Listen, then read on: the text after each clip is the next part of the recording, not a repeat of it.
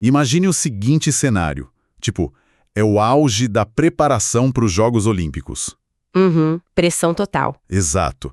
Uma ponte ferroviária colossal precisa ser erguida. O relógio não para de correr e a pressão financeira é esmagadora.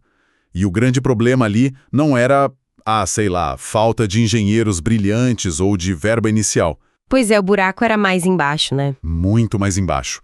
O problema era que os sistemas tradicionais de planejamento não conseguiam distinguir a diferença entre um operário tropeçando no próprio pé e, tipo, um desastre climático que engoliria o canteiro de obras inteiro. É aquele tipo de miopia gerencial que custa milhões. Historicamente, quem lida com um megaprojeto se acostumou a tratar o risco meio que como um fantasma, sabe? Como assim um fantasma? É que se sabe que o perigo existe. Tem lá uma lista documentando que o preço do aço pode disparar ou que as chuvas de verão vão ser cruéis.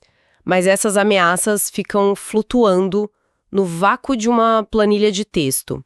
Elas não têm forma, não têm peso no cronograma diário. Até o momento em que a água bate no joelho. Exatamente. Até a água bater no joelho. E é para resolver essa miopia que a nossa análise profunda de hoje foca em uma verdadeira mudança de paradigma. O nosso material base para quem nos ouve é uma imersão técnica pesada sobre um software chamado Spider Project, que propõe estruturar esse medo, essa incerteza, de uma forma muito mais matemática. Isso. Temos aqui os bastidores de uma conversa entre 3 referências pesadas do setor. O Vladimir Liberzon, o Marcos Possi e o Daniel Crisóstomo. Eles dissecam o modelo de risco dessa ferramenta aplicada exatamente a esse caso real da Ponte Olímpica. E o nosso objetivo, a missão de hoje, não é ler um manual de software chato. Com certeza não. É entender como a tecnologia está mudando a forma de prever o futuro. E o grande alvo da nossa discussão, a inovação que muda as regras do jogo, é o que eles chamam de gigante de riscos. E o que mais me chama a atenção nesse material não é a tecnologia pela tecnologia, sabe? O software é só o veículo. A discussão real é sobre a arquitetura do nosso pensamento perante a incerteza. Como assim? Como estruturamos a imprevisibilidade para que ela deixe de ser uma desculpa esfarrapada e passe a ser um dado calculável. Beleza, vamos desvendar isso, porque a fundação de toda essa filosofia começa com uma separação cirúrgica, uma redefinição de quem é o inimigo na trincheira do projeto. Uhum. O método exige que o planejador separe de forma absoluta os riscos internos dos riscos externos, ou chamados riscos comuns. O que é fascinante aqui é entender por que o mercado errou nisso por tanto tempo. Sim, porque misturavam tudo. Se a gente olhar para metodologias super consolidadas, tipo as diretrizes do Guia PMBOK até a sua 6ª edição, havia uma prática comum de misturar essas duas naturezas de incerteza dentro da mesma rede de atividades. Isso cria uma ilusão matemática bem perigosa. Explica melhor como essa mistura bagunça a matemática da obra, para o pessoal entender. Pensa na lógica de dependência de um cronograma normal. Uma parede só é pintada depois de ser erguida, certo? Certo. Tem uma ordem. Isso é interno. O risco de o pintor errar a cor da tinta é um risco daquela tarefa específica. Agora, se uma frente fria severa atinge a cidade, ela não segue essa lógica linear. Ela não está nem aí para a parede. Exato, ela não depende da parede estar pronta. A tempestade paira sobre todo o ecossistema da obra. Quando os softwares antigos tentavam forçar a tempestade para dentro da linha de dependência das tarefas, o caminho crítico do projeto virava uma bagunça irreal. O método que o pessoal debateu nas fontes isola o ambiente da execução diária. Deixa eu tentar dar um exemplo, para quem nos acompanha visualizar bem. É a diferença entre você tropeçar no próprio cadarço enquanto corre. Ótimo ponto. Que é um problema mecânico totalmente interno, né? Versus uma tempestade de granizo que desaba no meio da sua maratona. A tempestade não afeta a biomecânica da perna do corredor, mas muda a aderência do asfalto, a visibilidade, a temperatura do corpo. É um elemento externo comum a todo mundo ali na pista. Uma excelente analogia. Quando a gente para de tentar encaixar a tempestade no meio da sequência de passos do corredor e começa a tratá-la como um ambiente que envelopa a corrida inteira, a capacidade de prever o impacto real se multiplica. E isso nos empurra para a forma como o sistema lida com o DNA desse risco. Lendo as transcrições, fica claro que a ferramenta recusa aquele conceito de risco como um post-it solto na parede. Vira um objeto estruturado. Sim, o risco vira um objeto formal de banco de dados. A figura 3 do material mostra um registro super robusto. Tem probabilidade, avaliação de impacto, responsáveis, medidas preventivas, mas o que mais me deixou impressionado nos bastidores do sistema é a temporalidade. É aí que a mágica acontece. Pois é, na figura 4, a gente vê que um risco, como uma tempestade em dezembro de 2025, ganha uma janela temporal tripla, uma data de início otimista, uma mais provável e uma pessimista, além de, uma recorrência anual. E aqui temos uma quebra de expectativa importante para a engenharia clássica. Mas espera um pouco. Como alguém, em sã consciência, senta numa cadeira e define uma data pessimista exata para um evento caótico como uma enchente? Isso não é tentar agendar o caos? Soa pretensioso, sem dúvida. Tentar marcar a hora na agenda para o rio transbordar parece loucura. Parece. Mas o objetivo não é prever o pingo da chuva exato, e sim forçar a engenharia a sair da abstração, sabe? Em grandes empreendimentos, a gente trabalha com dados meteorológicos de décadas. Sabe-se que a temporada de cheias num vale específico tem um padrão. Ah, entendi. Tem um histórico. Sim, o cenário provável pode ser o pico da cheia em meados de abril. O cenário pessimista assume que a bacia hidrográfica pode ceder logo no final de março. Saquei. Então, ao obrigar a equipe a definir esses 3 balizadores, o fantasma folclórico de que talvez chova muito no verão vira um limite matemático. Exato. A partir do momento em que o risco tem um início, um meio e um limite de probabilidade amarrados a uma data histórica, o motor de cálculo do software consegue trabalhar de verdade. O problema sai da adivinhação, do achismo e entra no campo da estatística pura. E o que tudo isso significa na prática? Porque, na moral, a matemática abstrata não segura a estrutura física. O cadastro bem feito ali no sistema não impede a água de levar os andaimes embora. De jeito nenhum. A grande questão é como o sistema traduz esse registro em um estrago tangível no cronograma. E o nível de detalhe que o caso da Ponte Olímpica revela é brutal.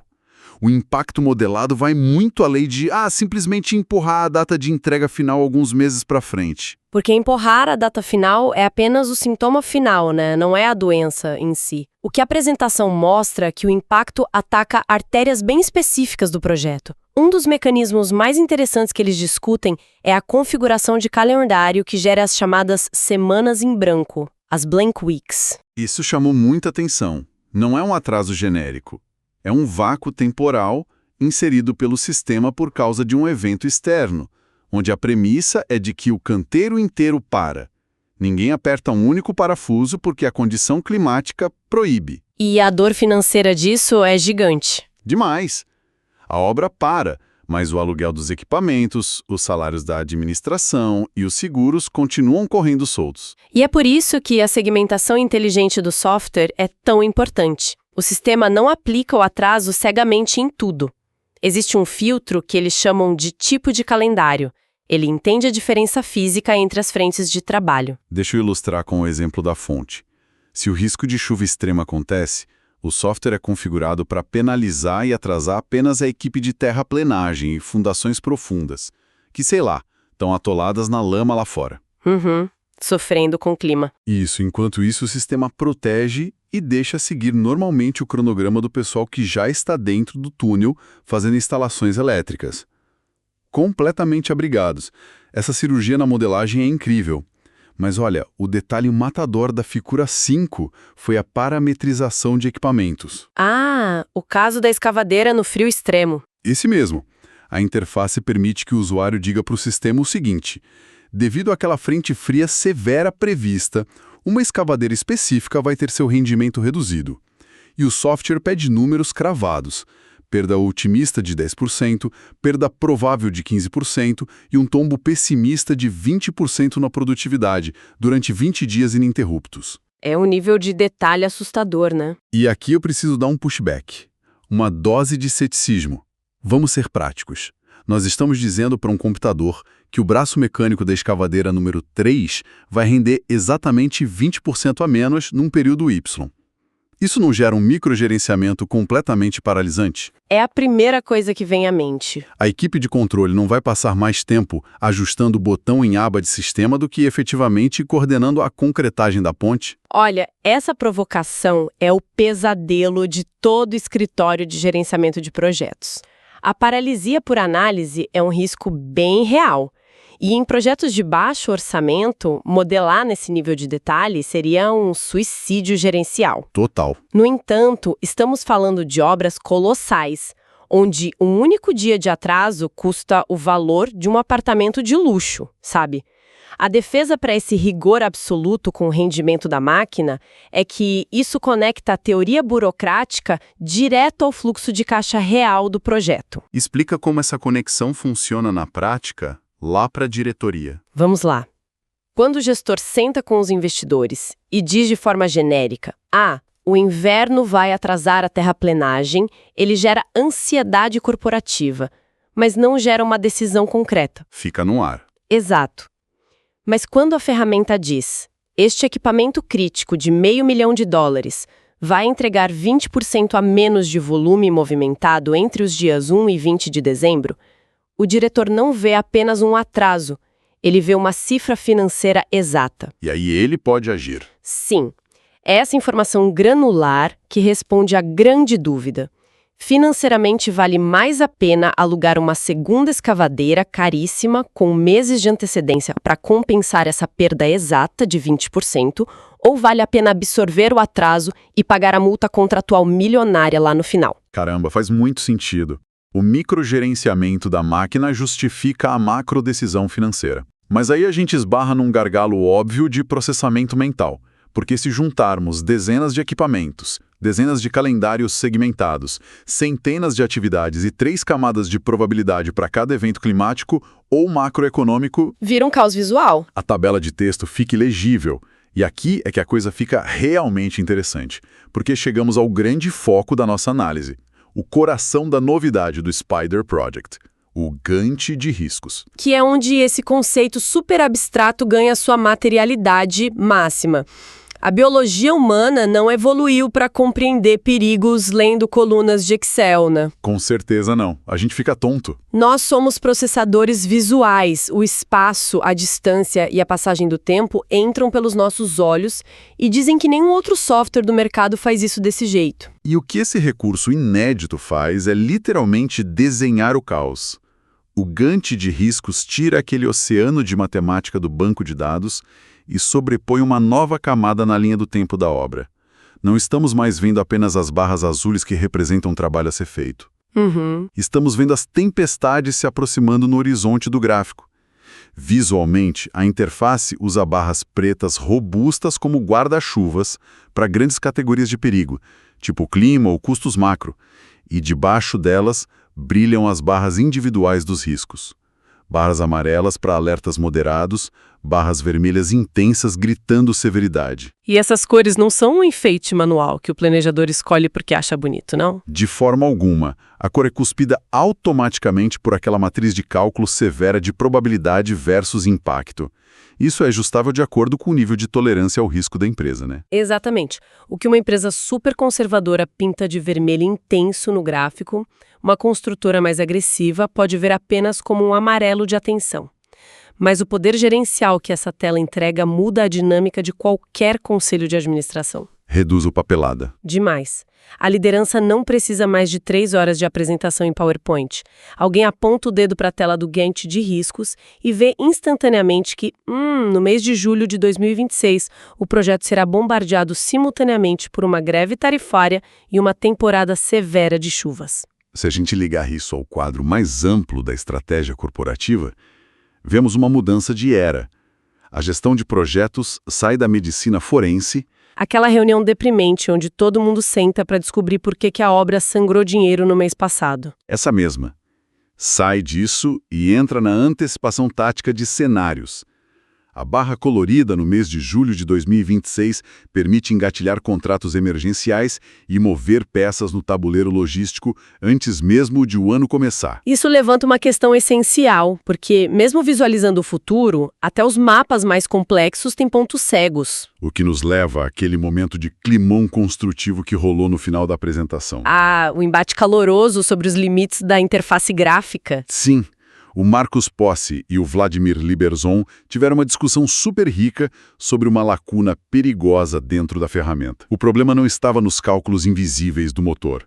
Estava na forma de traduzir a diferença entre o evento que deflagra o risco e o efeito duradouro que ele causa na realidade. Até que ponto o ícone na tela conta a história completa do desastre econômico, né? Exato. O alvo da polêmica foi a escalada do custo do combustível diesel. Um risco puramente externo. O Marcus notou, com um olho clínico excelente, que o gráfico do Gantt de riscos desenhava a explosão do preço do combustível como um marco, o famoso losango de sistema, sabe? Sei, um pontinho. Isso, um pontinho solitário e isolado cravado em uma terça-feira do mês de julho. E a crítica dele expõe uma miopia profunda na visualização. Porque se o preço do diesel dispara por conta de uma crise internacional, o repasse nas bombas não despenca no dia seguinte. O efeito no bolso da obra dura até a inauguração da ponte. Tem que ser uma barra para sempre, como ele disse. A lógica econômica é implacável. E a representação visual estava minimizando esse sangramento no tempo. Muito. Pensa na nossa audiência. Como você desenha graficamente algo que acontece em 1 segundo? Mas cuida de arruinar seu orçamento pelos próximos 2 anos. Imagine o gerente olhando apressadamente para o Gantt. Ele vê o losango em julho e pensa, temos um pico de gasto na semana que vem, mas o fluxo de caixa volta ao normal no mês seguinte. Esse erro de leitura quebra a empresa. Com certeza quebra. Como o Marcus argumentou, tem que ser uma barra contínua, uma sombra vermelha pesando sobre todos os meses seguintes. E a resposta do Vladimir, nesse momento, revela o dilema crônico de quem constrói essa lógica computacional. Ele explicou a filosofia deles. A intenção original era separar a leitura, criar uma regra onde condições climáticas, tipo a chuva, são períodos, enquanto assinaturas de decretos ou saltos cambiais são gatilhos instantâneos. Só que o mundo real não liga para isso. Exato. O cérebro do investidor não liga para o milissegundo em que o decreto foi assinado. Ele liga para o tempo em que vai ter que pagar aquela conta mais cara. E diante dessa lógica irrefutável, o Vladimir faz uma admissão super honesta de que a limitação visual precisava ser revista. Ele mandou um talvez a gente mude isso. Eu acho genial. É a diferença brutal entre a teoria séptica de quem coda o sistema no escritório e a realidade suja do engenheiro que precisa pagar a conta do diesel na beira da estrada. Com certeza. E o que valida profundamente esse material que estamos analisando é a transparência desse embate. Eles não trouxeram uma simulação perfeitamente higienizada. Eles expuseram dados abertos de um caso olímpico tenso e deixaram apontar as fraquezas da própria plataforma ao vivo. Isso traz muita credibilidade. Sem dúvida. Reconhecer isso é um salto de maturidade. Mas para amarrar a engenharia dessa plataforma e fechar o nosso ciclo técnico, o que acontece com todos esses dados depois do debate? Boa pergunta. Quando o gestor termina de cadastrar a tempestade, parametrizar o frio da escavadeira, definir as 3 datas e plotar tudo no visual impactante do Gantt de riscos, o que o cérebro eletrônico faz nos bastidores. É o momento da virada. A genialidade da arquitetura é que ela tem uma dualidade clara. O sistema não te obriga a usar uma marreta para matar uma mosca. É uma decisão do usuário. Ele escolhe o peso. Isso. Ele pode olhar para o conjunto da obra e decidir de forma pragmática. Ele pensa, olha, quero que esses riscos mais óbvios entrem em um cálculo determinístico simples, ajustando o cronograma de forma rápida, ou ele pode jogar toda essa teia de incertezas na força bruta da análise probabilística. E aí entramos no território da simulação de Monte Carlo, onde todos aqueles parâmetros otimistas e pessimistas rodam juntos. Precisamente. Vladimir menciona que rodou cerca de 500 iterações para aquele pacote olímpico. O motor virtual construiu e destruiu a ponte 500 vezes. Exatamente. Em algumas simulações o rio não enchia, mas o custo do aço disparava. e em outras o clima destruía a produtividade de todas as escavadeiras de uma vez só. A máquina mapeia o pesadelo dezenas de vezes para criar uma curva de segurança estatística, né? Onde o gestor pode afirmar que há 85% de chance de entregar antes do Natal. Mas, cara, o mundo corporativo não funciona só com estatísticas pesadas que exigem um processamento imenso. Especialmente com prazos apertados. Sim. Existem respostas que precisam ser dadas na manhã seguinte para uma diretoria impaciente. Como o sistema lida com isso em comparação com a densidade do Monte Caro? É aí que entra a alternativa pragmática. O método dos 3 cenários globais, muito usado pelos clientes deles. Em vez de moer ciclo e ciclos de simulações aleatórias, o sistema compila todo aquele cadastro inicial em 3 visões panorâmicas do projeto. Simplifica a saída. Isso, um cenário otimista-agressivo, um cenário provável e um cenário macro-pessimista, onde praticamente todos os alertas vermelhos acontecem juntos. Economiza tempo computacional. Muito. A análise de Monte Carlo é a ciência exata, vital para um estudo de viabilidade bancária. Mas quando a ponte já está no meio do processo, chovendo granizo do lado de fora, o método dos 3 cenários responde com uma agilidade gerencial que o modelo puramente estatístico não tem. É a resposta rápida para a diretoria. E o detalhe mais elegante é que ambos bebem da mesma fonte estruturada. Não tem retrabalho. O trabalho duro de forçar a equipe a pensar no pior, lá no Gantt de riscos, é feito uma vez só. Exato. A partir daí, o gestor escolhe a lupa que quer usar. Bom, o que a gente destila de todo esse mergulho profundo nas transcrições e interfaces de um caso real e brutalmente complexo? Vimos como a gestão de projetos está amadurecendo, né? Saímos das desculpas genéricas de choveu demais. Para modelos cirúrgicos. Nisso. Modelos que dizem a escavadeira perdeu 15% de eficiência e sabíamos disso desde novembro pelo Gantt de riscos.